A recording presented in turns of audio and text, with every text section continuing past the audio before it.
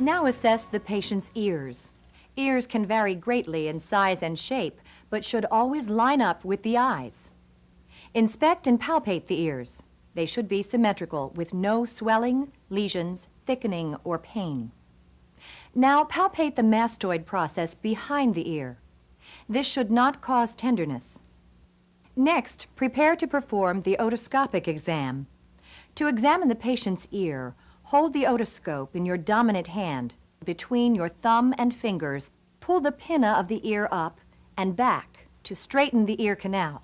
Remember, you'll need to look in all directions to view the entire tympanic membrane or eardrum. Now inspect the external ear canal.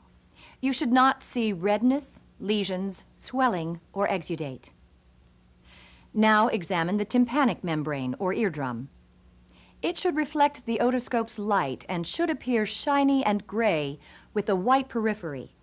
Its center should be concave with no perforations. Note the malleus and the light reflex. Occasionally, you may see the incus. Finally, withdraw the speculum. If you see exudate on it, change the tip to prevent cross-contamination.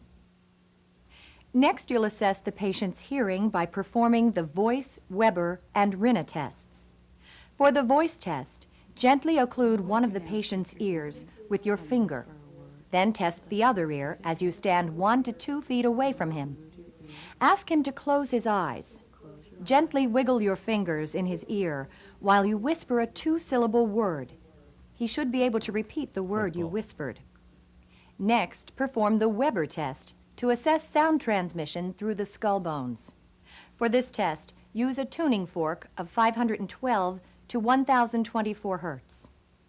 Hold the tuning fork by the stem and then strike the tines on your palm.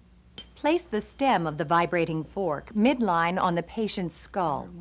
He should hear the sound equally in both ears, meaning his conductive hearing is normal. Next, perform the Rinne test, which can detect if the patient has conductive hearing loss. Strike the tuning fork again and place its stem on the mastoid process.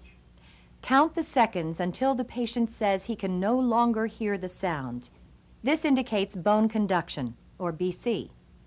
Okay. Then immediately place the still vibrating fork close to the patient's auricle near the ear canal.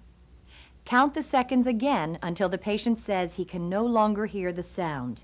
This indicates air conduction, or AC. Normally, air conduction is about twice as long as bone conduction.